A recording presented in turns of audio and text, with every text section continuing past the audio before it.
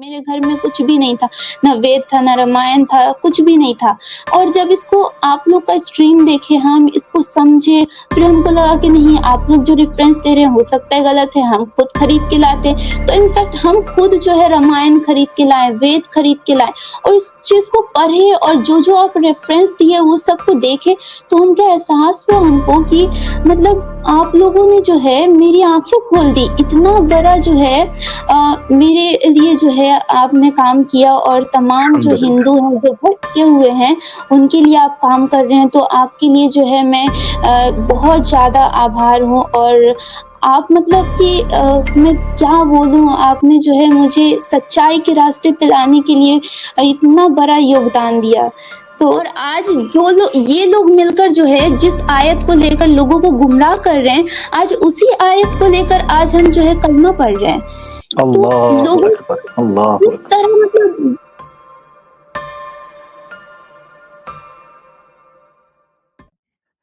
X सनातनी sister हमारे साथ दोबारा जुड़ी हैं, इनको ले लेते हैं। जी सिस्टर। जी, कैसे हैं आप? अल्लाह का शुक्र, अल्हम्दुलिल्लाह। दीदी आप सुनाएं, खैरियत से हैं? जी, जी, बिल्कुल। आज हम ये स्ट्रीम जॉइन किए हैं मतलब बहुत कुछ सोच समझ के और आज हम जो है कलमा पढ़ना चाहते हैं। हैं? जी। वाक़ई दीदी? जी, बिल्कुल। क्योंकि दीदी मुझे याद मैंने ये माशाअल्लाह, जी, माशाअल्लाह, माशाअल्लाह, अल्लाहु अकबर, मैंने अल्हम्दुलिल्लाह। बहुत रिसर्च किया और मुझे अब जाकर ये लगा कि नहीं यही सही धर्म है और सच्चा धर्म है, इसके अलावा दुनिया का कोई भी धर्म नहीं है इसके मुकाबले और सारे अल्लाहु धर्म अकबर, में मिलावट है।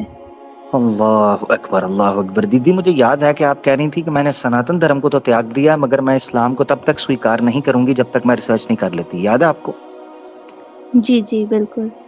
तो अभी स्पष्ट रूप से आपकी संतुष्टि हो गई है कि आप स्वीकार करना चाहती हैं दीदी?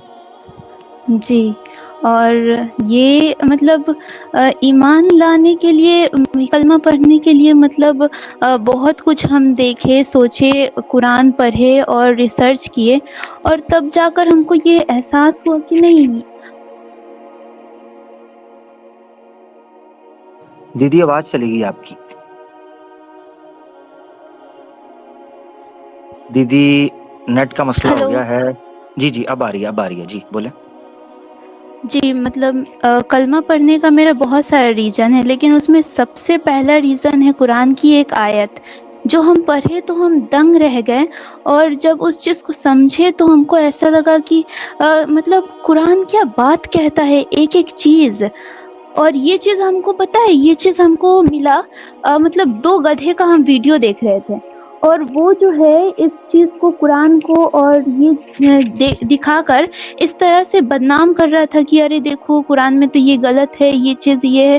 और जब हम उसको रिसर्च किए और फिर जब उसको पढ़े तब हमको समझ में आया कि ये तो साफ-साफ लिखा है कुरान में, लेकिन ये लोग इस चीज़ को समझ नहीं पा रहे हैं और ये जो है जो भी एक्स मुस्लिम है वो जो है गुमराह कर रहे हैं मुसलमानों को और नफ़रत फैला रहे हैं। तो हम जब वो हुँ, हुँ। आयत को पढ़े और उसको समझे तो दिखा कि मतलब कुरान में तो ये चीज़ साफ-साफ है, लेकिन इन लोगों को दिख नहीं रहा है ये चीज़। तो हम चाहेंगे दीदी आपकी वॉइस का मसला बन रहा है, नेट का कुछ इश्यू हो रहा है, थोड़ी डिस्टॉर्ट हो जाती है। जी, जी, अब बोलें। हेलो।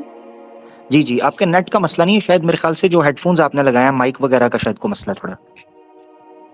अच्छा 1 मिनट। जी, जी। जी, अब आवाज़ ठीक है? हाँ, ज़बरदस्त दीदी, अब आई है ना आवाज़ सही। जी, दीदी बोलें ज़रूर, अपनी बात रखें। जी, तो कुरान का जो है सूरा नंबर 2 आयत नंबर 184 ये आप निकालें, हम ये चीज़ को पढ़कर और जो है बताना चाहते हैं लोगों को इसके बारे में, ठीक जो है। चीज़ हम फ़ील किए और समझे। वाह, वाह, वाह! ये इससे बड़ी तो कोई बात ही नहीं हो सकती। ये हुई ना बात कि आप पढ़कर सुनाएँ और बताएँ कि आपको क्या फ़ील हुआ। दोबारा बताइएगा चैप्टर कौन-सा है? सूरा नंबर 2 है आयत नंबर 184 आयत नंबर 182। 184। वाह, वाह, वाह, वाह, वाह! माशाअल्लाह। सॉरी। जी 184 आपने बोला है, तो मैं 2184, ठीक है जी ये जी हमारी स्क्रीन शेयर हो जाएगी। जी दीदी 2184, और मैं इसकी हिंदी ट्रांसलेशन निकाल लेता हूँ, रुकिएगा ज़रा। जी, और ये जी दीदी नज़र आ रहा है आपको? जी जी पढ़ दें। जी। गिनती के कुछ दिनों के लिए इस पर भी तुम में कोई बीमार हो या सफर में हो तो दूसरे दिनों में संख्या पूरी कर ले, और जिन बीमार और मुसाफिरों को इसकी मोहताजों को खिलाने की सामर्थ्य हो, उनके जिम्मे बदले में एक मोहताज का खाना है। फिर जो अपनी खुशी से कुछ और नेकी करे तो यह उसी के लिए अच्छा है, और यह कि तुम रोजा रखो तो तुम्हारे लिए अधिक उत्तम है, यदि तुम जानो। जी, इसमें जो है जी जी वो जो हम वीडियो देखे हैं उसमें जो है इस तरह से बताया जा रहा था कि जो है यहाँ पे देखिए क्या लिखा हुआ है कि जो है गिनती के कुछ दिनों में जो है आपका मन करे, मतलब बीमार है या सफर में है तो रोजा रखे, या फिर आप जो है इसके आगे भी होगा, हम चाहते हैं इसके आगे भी निकालें आप। जी जी जी इसके आगे वाली आयत भी जी, ये जी पढ़े, मैं फिक्स कर देता हूँ ताकि उसको फिर जूम कर सकूं। जी पढ़ें आगे वाली 150 185। नहीं, मतलब हम जो आयत पढ़े ना उसमें था कि अगर जो है लोगों की कुछ मतलब ताकत है तो वो रोजा रखें, और अगर सामर्थ्य नहीं है तो फिर जो है वो मिस्कीनों को जो है भोजन जी जी खिलाएं। यही है वो जो आपने पढ़ी है ना, यही है, ठीक है समझते हैं जी उनके जिम्मे हाँ बदले में एक मोहताज को खाना खिलाना है, ये जी जी जी इसमें देखिए, इसमें दो चीज को जो है मिलाकर मतलब ये मिला हुआ है, और इसको जो है अलग अलग लोग जो है किस तरह से समझते हैं। पहले यहाँ पे पहले लाइन में लिखा हुआ है कि जो बीमार है और सफर में है वो जो है रोजा को ना रखें, और जो है अलग जब दिन है जब आप सेहतमंद है तब रोजा रखें। दूसरा चीज यहाँ पे एक और है कि अगर आप सामर्थ्य हैं तो जो है लेकिन आप रोजा नहीं रख रहे हैं तो उसके बदले में आप मोहताज को खाना खिलाएं। इस तरह से जो है दो अलग अलग करके बताया जा रहा था, और जो है ये भी बोला गया कि अगर आप जो है सामर्थ्य है लेकिन आप जो है रोजा नहीं रख रहे हैं तो आप जो है लोगों को खाना खिला दीजिए, आपको रोजा रखने की जरूरत नहीं है।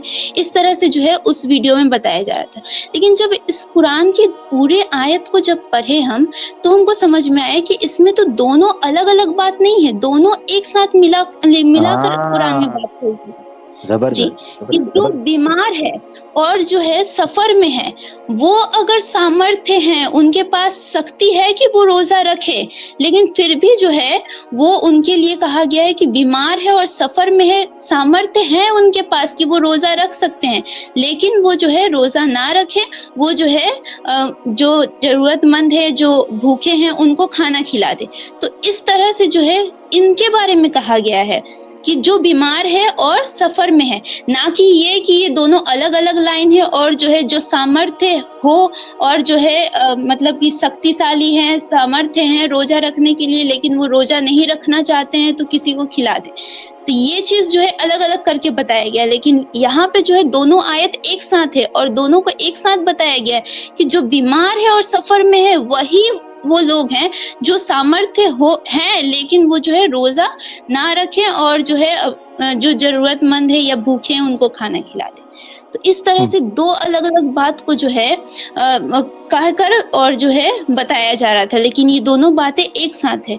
तो जब हम इस चीज को, इस आयत को पढ़े, एक बार नहीं बहुत बार पढ़े, तब हमको ये चीज समझ में आया कि किस तरह से ये लोग जो है लोगों को गुमराह कर रहे हैं, और जो है वो खुद इस चीज को समझ नहीं पा रहे हैं और दूसरे को कह रहे हैं कि ये जो है तो मुसलमान ये ऐसे है, कुरान में ये है, यहाँ गलत है, ये गलत है।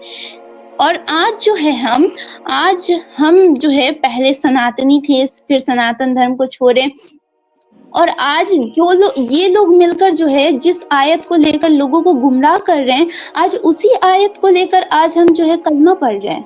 तो अल्लाहु लोगों अकबर, अल्लाहु इस अकबर। तरह मतलब हम अगर ये सोच सकते हैं तो सामने वाला बंदा भी सोच सकता है। मेरा अगर इतना दिमाग जा सकता है तो उसका भी जा सकता है, लेकिन वो समझना नहीं चाहते इस बात को। माशाल्लाह माशाल्लाह, जबरदस्त जबरदस्त जबरदस्त। क्या बात है दीदी, ये नसीब की बात है, ठीक है ना। कुछ लोग कोयले की कान से हीरा तलाश करते हैं और कुछ लोग कोयले की कान में अपना मुंह काला करवाते हैं, हाथ काला करवाते हैं और कुछ भी नहीं पाते। ये तो नसीब की बात है ना दीदी।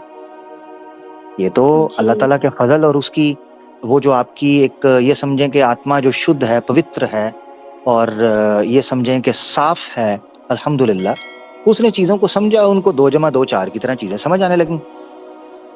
अच्छा, सनातन धर्म को त्यागने की भी वजह आपने कई बार बता चुकी हैं। आपने सबसे पहले अपने शुरू में एक्स सनातनी इसीलिए लगाया था।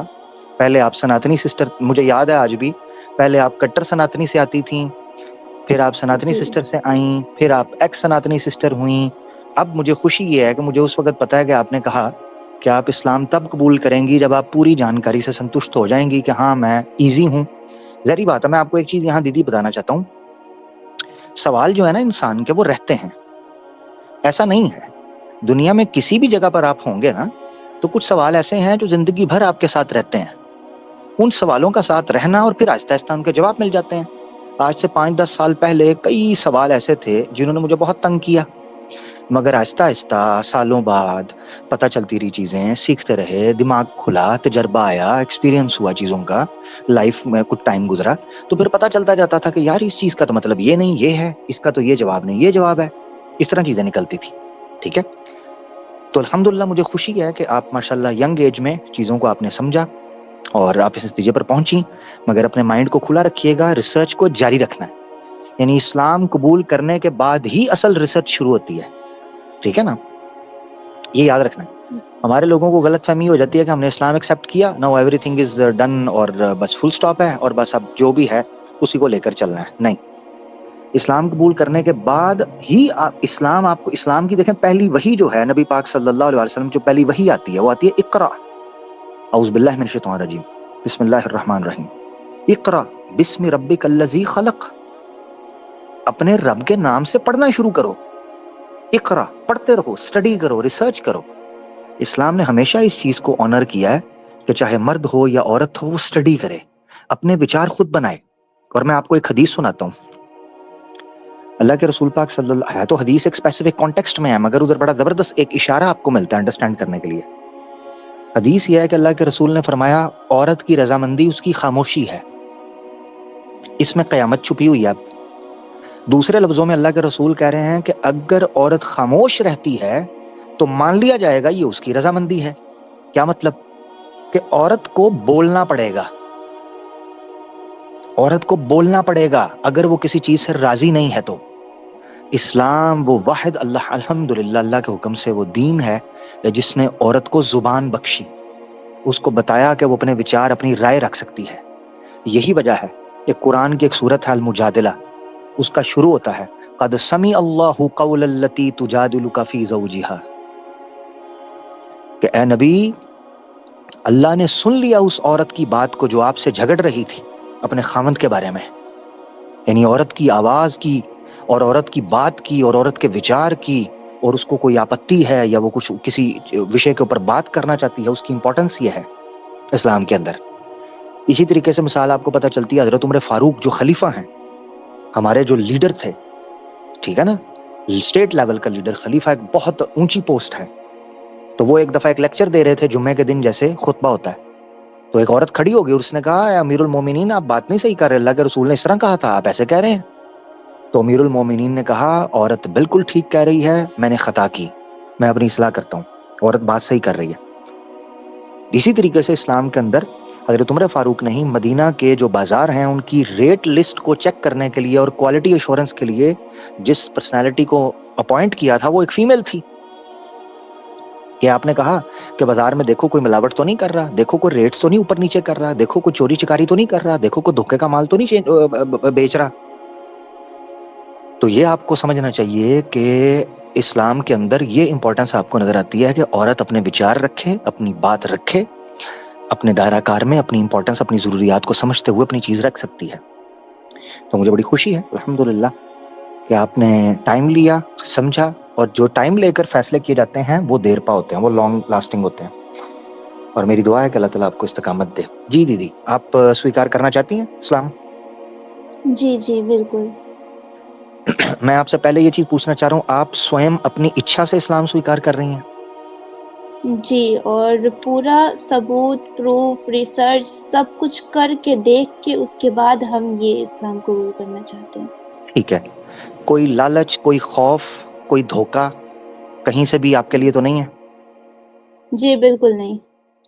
ठीक है।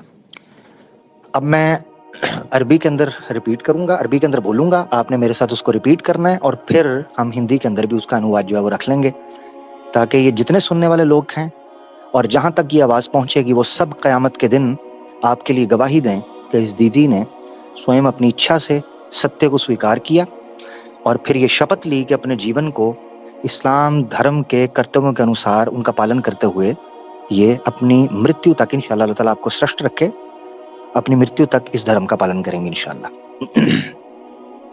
अशहदु अशहदु अल्लाह अल्लाह इलाहा इलाहा इल्लल्लाह इल्लल्लाह वहदहु वहदहु ला शरीक लहु ला शरीक लहु व अशहदु व अशहदु अन्ना अन्ना मुहम्मदन मुहम्मदन अब्दुहु अब्दुहु व रसूलुहु।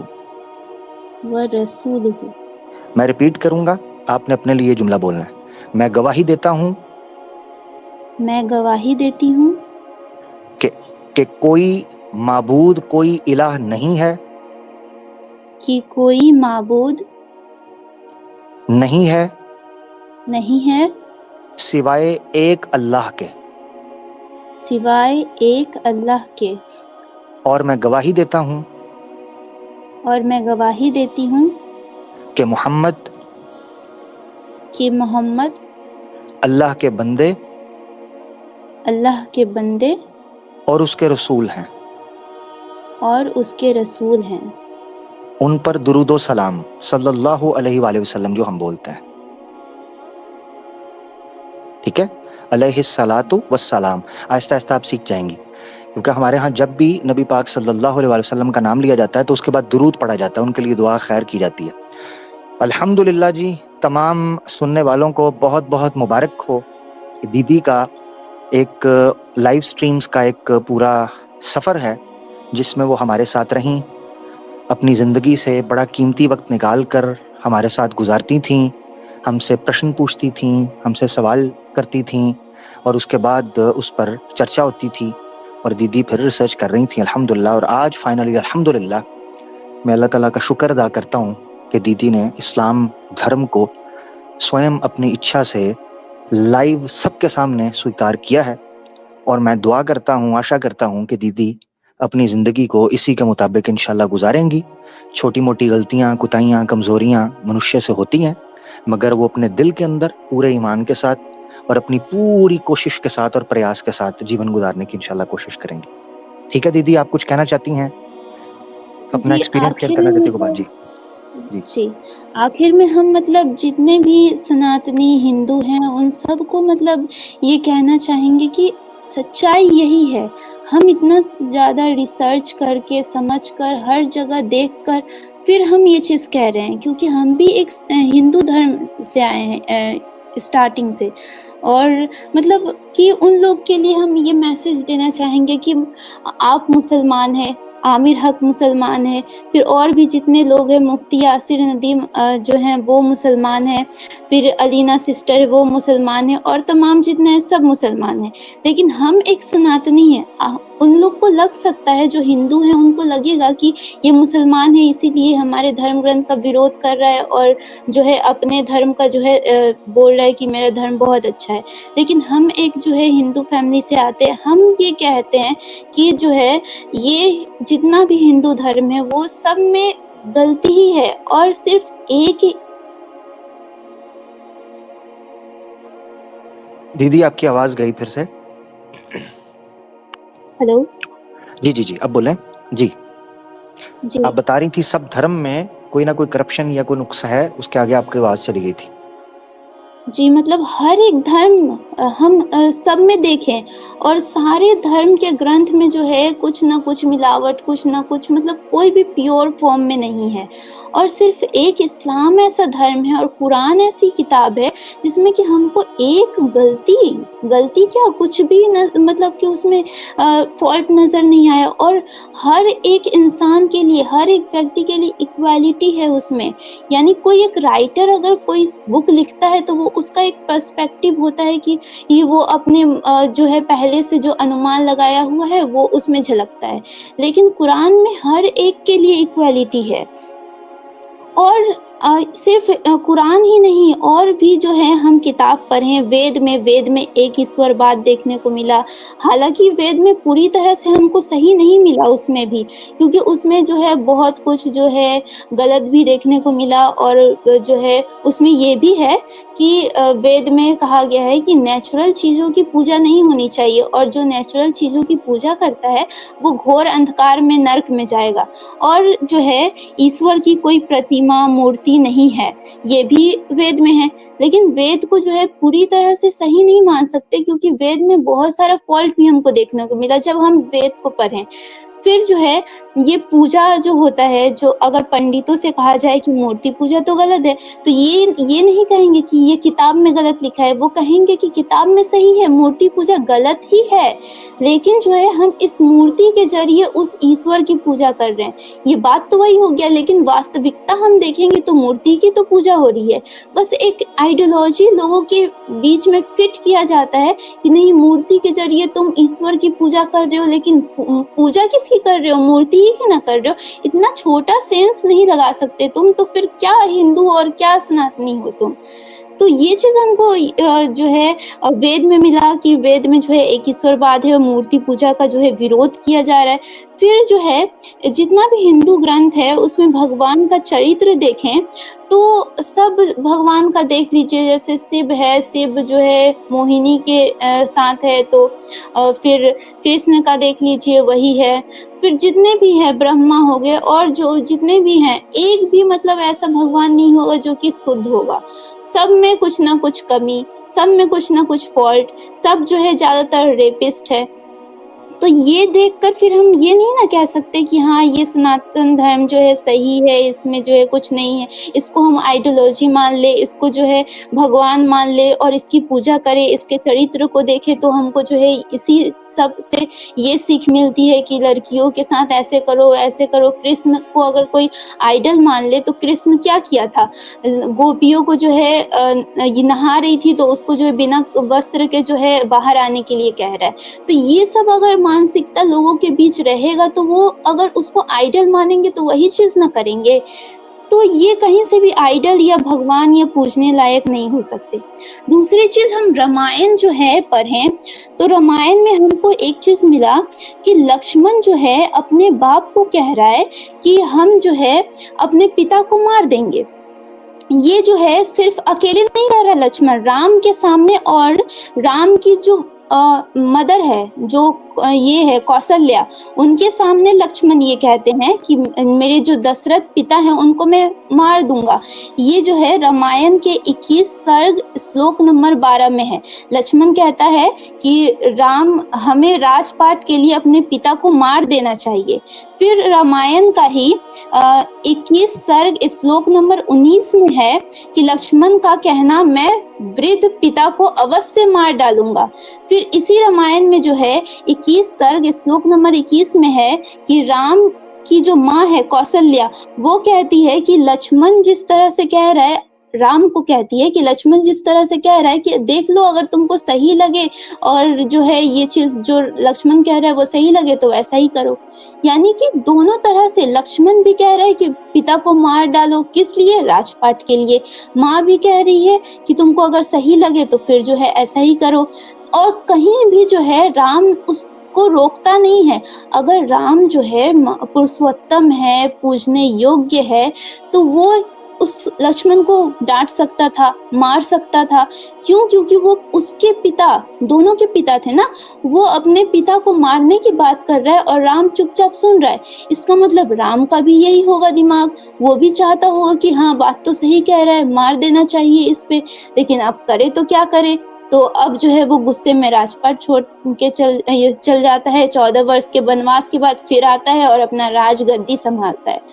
तो राम का ये चरित्र देखकर कहीं से भी हमको ये पूजने लायक या फिर जो है भगवान कहलाने लायक नहीं लगता है। ये मतलब एक राजनीतिक पुरुष था जिसको जो है बहुत बढ़ा-चढ़ा कर जो है भगवान और जो है क्या-क्या श्रेणी उसको दे दिया गया। तो ये जितने भी देवी-देवता हैं, ये कहीं से भी पूजने लायक नहीं हैं, हमको ये लगता है। और हम लास्ट में ये मैसेज देना चाहेंगे जितने भी हिंदू हैं और सनातनी हैं उनको, कि देखो, ये सच्चाई और सत्य के रास्ते में आ जाओ, क्योंकि अगर तुम जो है झूठ की पूजा करोगे, तो कभी भी तुमको स्वर्ग की प्राप्ति नहीं होगी। अगर तुम मूर्ति पूजा करोगे, तो वो मूर्ति कभी भी तुमको अच्छाई के रास्ते में, कभी भी जो है स्वर्ग के रास्ते में नहीं ले जाएगा। तुमको अगर जो है सच्चाई के पथ पर चलना है, सही को मानना है, तो तुमको जो है इसको मानना ही पड़ेगा। तो जो सत्य है और जो सच्चा है, उसके तरफ आना बहुत ज़रूरी है और इसके लिए है कि तुम पढ़ो। और जो है अपने धर्म, आपने मतलब कि आप लोगों ने जो है इतना कुछ बता दिया, जो हिंदू, जो सनातनी, इनफैक्ट हम इसको जो है नहीं पढ़े थे कभी, कभी जाने नहीं थे, कभी मतलब हो गया पैदा ले लिए हिंदू धर्म में, लेकिन उसको पढ़ना और समझना ये सब कुछ नहीं। मेरे घर में कुछ भी नहीं था, ना वेद था, ना रामायण था, कुछ भी नहीं था। और जब इसको आप लोग का स्ट्रीम देखे, हम इसको समझे, फिर हमको लगा कि नहीं, आप लोग जो रेफरेंस दे रहे हैं हो सकता है गलत है, हम खुद खरीद के लाते। तो इनफैक्ट हम खुद जो है रामायण खरीद के लाए, वेद खरीद के लाए और इस चीज़ को पढ़े और जो आप रेफरेंस दिए वो सबको देखे, तो हम क्या एहसास हुआ हमको कि मतलब आप लोगों ने जो है मेरी आँखें खोल दी। इतना बड़ा जो है मेरे लिए जो है आपने काम किया और तमाम जो अल्हम्दुलिल्लाह। हिंदू हैं, जो भटके हुए हैं, उनके लिए आप काम कर रहे हैं। तो आपके लिए जो है मैं बहुत ज़्यादा आभार हूँ और आप मतलब कि मैं क्या बोलूँ, आपने जो है मुझे सच्चाई के रास्ते पे लाने के लिए इतना बड़ा योगदान दिया। तो दीदी हमने आज जो मैं दीदी इस्लाम हमने धर्म कुछ कबूल करके, जी, अल्हम्दुलिल्लाह। इस्लाम धर्म कबूल करके हम बहुत ज़्यादा सुकून मिल रहा है हमको, बहुत ज़्यादा। दीदी क्योंकि हमने इसके कुछ भी अलावा नहीं कोई किया। भी धर्म म सच्चा नहीं है। मैं आपको ये चीज़ बताना चाहता हूँ, हमने कुछ भी नहीं किया, ठीक है? हकीकत में ये है कि ये अल्लाह का वो ख़ास फ़ज़ल है, ये जो आप पर हुआ। इसमें हमारा कोई कमाल नहीं है, बल्कि आपने जो इस्लाम को स्वीकार किया है, ये आपका हम पर, ये समझ लें कि एक मेरे लिए पर्सनली, मैं अपनी बात ही कर दूँ, बाकियों के ऊपर भी जो हमारी टीम में हैं, जिनके प्रोग्राम्स आप सुनती रहीं, जॉइन होती रहीं, ये आप सबका हमारे लिए बहुत बड़ा, ये समझ लें कि एक फ़ख्र की बात है कि अल्हम्दुलिल्लाह कि आपको ये महसूस हुआ। तो हम कल को अल्लाह की बारगाह के अंदर इस चीज़ को रख पाएँगे कि एक दीदी थीं, सच्ची थीं, जानकारी लेना चाहती थीं, खोज रही थीं, अपनी ज़िंदगी को सीरियस लिया, उसको मज़ाक, खेल, तमाशा नहीं बनाया और अल्लाह ने उनका जो है ना दिल उसको साफ़ रखा और वो अल्हम्दुलिल्लाह सत्य की खोज में निकली और उनको मिल गया अल्हम्दुलिल्लाह। तो हम तो कुछ भी दीदी कुछ भी नहीं है, मगर ये है कि अल्हम्दुलिल्लाह इस चीज़ की खुशी ज़रूर होती है कि जब आप जैसी बहनें या आप जैसे भाई, जितने लोग हमें सुन रहे हैं, जब वो सच को स्वीकार करते हैं, इस्लाम की हकीकत को जानते हैं। हालाँकि इस दौर के अंदर सोशल मीडिया की वजह से, मीडिया की वजह से, ख़ास तौर पर जो इंडिया के अंदर अभी देखें, पीछे सर्वेज़ आए हैं बाकायदा, उन्होंने बताया कि इस्लामोफोबिया के जितना ज़्यादा कंटेंट ओरिजिनेट होता है, वो इंडिया से 53% है। यानी पूरी दुनिया के अंदर आधे से ज़्यादा प्रतिशत जो हेट फैल रहा है इस्लाम के लिए, वो इंडिया से अनफॉर्चुनेटली उठ रहा है। अनफॉर्चुनेटली दुख होता है। ऐसे माहौल के अंदर मैं हैरान हूं कि ये कैसे कहते हैं कि इस्लाम तलवार के दौर पर फैला है। इस माहौल के अंदर जो टफ आपने माहौल इस्लाम के लिए इस वक्त क्रिएट किया हुआ है, मुसलमानों को दबाकर इस्लाम को आप अपनी तरफ से चैलेंज कर रहे हो, उस माहौल के अंदर अगर कोई दीदी या कोई भाई इस्लाम को स्वीकार करता है, मैं समझता हूँ ये बहुत बड़ा सेक्रीफाइस है अपनी जिंदगी के अंदर, जो वो सच को कबूल करने के लिए अल्हम्दुलिल्लाह करते हैं। दीदी आपने राम की बात की, उस पर मैं कहना चाहता हूँ कि इन्होंने एक पॉलिटिशियन को पकड़ के कितना बड़ा देवता बना लिया। दीदी दूर क्यों जाना है, अभी नरेंद्र मोदी साहब को देख लें। अगर किसी सनातनी के अंदर सत्य की कुछ भी चिंगारी बाकी है, कुछ भी अंगार बाकी है सत्य का, न्याय का, वो अपनी आंखों से खुद देख ले। कोई विष्णु जी का अवतार कह रहा है, कोई श्री राम जी का अवतार बना के बैठा है, कोई भगवान बनाकर बैठा है। मोदी साहब को आज आज जो हालात हैं, जो विकास के, जॉब्स के, मॉरल वैल्यूज के, क्राइम रेट्स के, उन इश्यूज को सामने रखते हुए इतनी अंधभक्ति छा चुकी हुई है कि लोग कह रहे हैं जनाब ये भगवान का अवतार है। यही दीदी श्री राम के मामले में हुआ होगा, यही श्री कृष्णा के मामले के अंदर हुआ होगा। मैं नहीं कह रहा हूं कि श्री राम ये श्री कृष्णा मोदी की तरह होंगे, अगर हुए भी होंगे ना कभी, वो बड़े अच्छे लोग होंगे यार, मगर जो चरित्र शास्त्रों के अनुसार हमसे पहुंचा है ना, हम उसको देखकर तो बिल्कुल भी नहीं मान सकते कि वो पूजनीय थे। ये तो 100% बात ठीक है कि अगर आपने श्री राम का परिचय शास्त्रों के अनुसार करना है, श्री कृष्ण का परिचय शास्त्रों के अनुसार करना है, तो फिर वो पूजनीय नहीं थे 0% भी। जो चीज सामने आती, वो तो अच्छे अच्छे व्यक्ति भी सिद्ध नहीं हो सकते, सॉरी, अच्छे व्यक्ति नॉर्मल। तो भाई ये चीज है। जी दीदी आप कुछ कह लें तो फिर मैं चाहूंगा कि आगे बढ़े। जी, और जितने भी मतलब एक्स मुस्लिम जो हैं वो हेट फैला रहे हैं और इस्लाम के बारे में बुरा भला कह रहे हैं, तो मतलब ये देखने से ही पता लगता है कि ये लोग जो है पूरा प्लांटेड हैं और जो है पूरा जो है जानबूझ के जो है पैसा लेकर और ये जो है हेट फैला रहे हैं। क्योंकि जो है ये लोग सुपर चैट चलाते हैं, सुपर चैट में आता है इनको पैसा, तो इससे ये लोग जो है कमा रहे हैं। क्योंकि इनको अच्छे से पता है कि इंडिया का आबादी जो है वो 80% के आसपास है, ठीक है? और इतनी बड़ी आबादी जो है, इसको जो है मूर्ख बनाना बड़ा आसान है।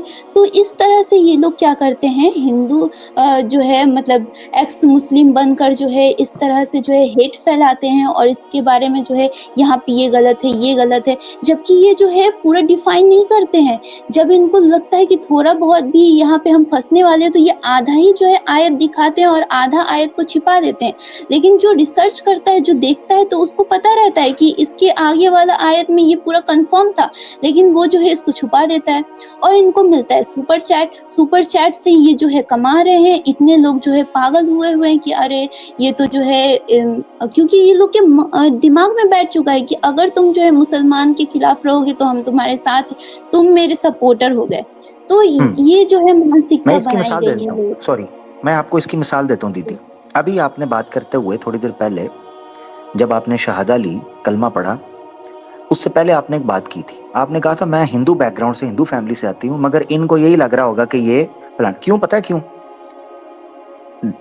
इस समय पर सोशल मीडिया के ऊपर हिंदू की पहचान पता क्या हो गई है कि जेन्युइन सनातनी कौन है, जो इस्लाम को गाली दे। देख लो, आप जाके चेक कर लो।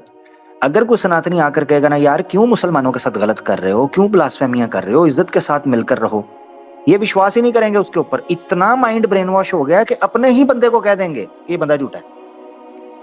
और जैसे ही कोई आकर इनको कहेगा कि जनाब इस्लाम को गाली दे दी, फलाना कर दी, कहेंगे हाँ ये है जेन्युइन सनातनी, ये वो कूड़ कबाड़ है जो हमने इतनी मेहनत से तैयार किया कि इस्लाम के प्रति क्रोध रखो, गालियां दो, अभद्र भाषा का प्रयोग करो, गंदी गालियां दो, तब हम मानेंगे तुम सनातनी। ये इस लेवल पर अनफॉर्चुनेटली हम लोग आ चुके हुए हैं। अपने नॉन हिंदू हैं, नॉन हिंदू। अभी मुझे पता चला एक बड़ा यूट्यूबर है, ठीक है, उस बड़े यूट्यूबर को इन्होंने उसकी बीवी को पाकिस्तानी बना दिया। चेक करो यार जरा, यानी इस कदर नफरत, इस कदर। कि ओपन किया हुआ है, उसने अपनी लाइफ को पब्लिक किया हुआ है कि उसकी बीवी जर्मन है, जर्मन जो है ना अपना उसका बैकग्राउंड है, सारी दुनिया को पता है। अच्छा, हिंदू संस्कार के अनुसार उसने शादी की है, होली के ऊपर वो करता है, श्री राम के हवाले से उसने बड़ा बैलेंस्ड अप्रोच रखी है। कहते हैं जी इसकी बीवी पाकिस्तानी है, ये इसलिए ये सब कुछ कर रहे हैं।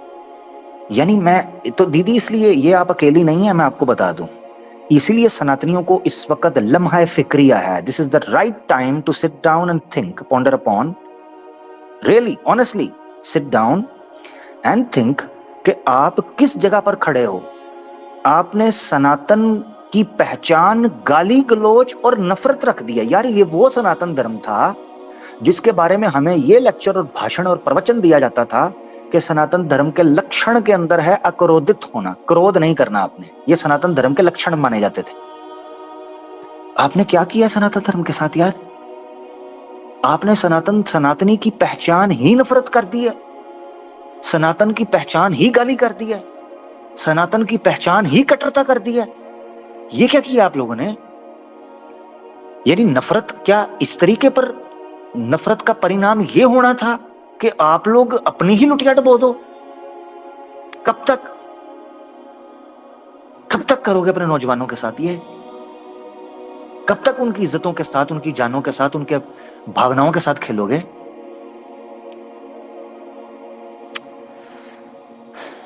जी दीदी, आप कह लें फिर अपनी बात मुकम्मल कर लें। मैं बार बार आपको टोक देता हूं, मगर ये बात इंपॉर्टेंट थी ताकि इन लोगों की मानसिकता भी खुलकर सामने आए।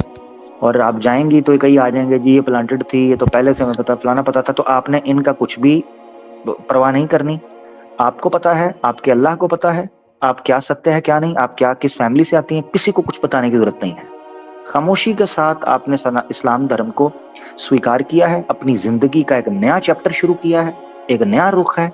सीखें, आगे बढ़ें, खुश रहें, be active, be progressive, be productive, be positive, अपनी जिंदगी को आगे लेकर चलें। पीछे मुड़कर अब आपने नहीं देखना। ये नफरत की दलदल है, ये क्रोध का और अहंकार का और आग का दरिया है, इसको आप पार करके अल्हम्दुलिल्लाह निकल आएंगे। अब आपके सामने एक नया जीवन शुरू हो रहा है। कभी भी पीछे और नीचे नहीं देखना, हमेशा अपनी जिंदगी में आगे और बेहतर से बेहतर होना है। ये मेरी रिक्वेस्ट है आपको। इनके भाड़ में जाइए, कुछ भी नहीं है, कीड़े मकोड़े हैं जी। जी शुक्रिया। और जी जी।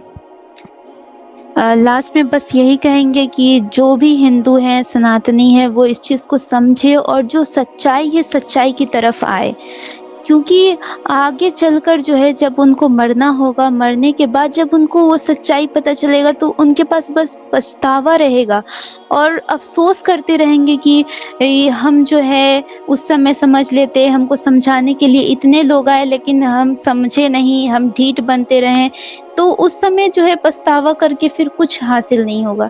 तो बस यही कहेंगे कि सत्य जो है, सच्चाई जो है उसको एक्सेप्ट कर लें वक्त रहते। जबरदस्त जी। लाइफ को सीरियस लें, यही जन्म है, इसी जन्म के बाद आपने आगे पेश होना है। ये जन्म जन्म के खेल बंद करें ताकि लोग अपनी लाइफ को सीरियस लें।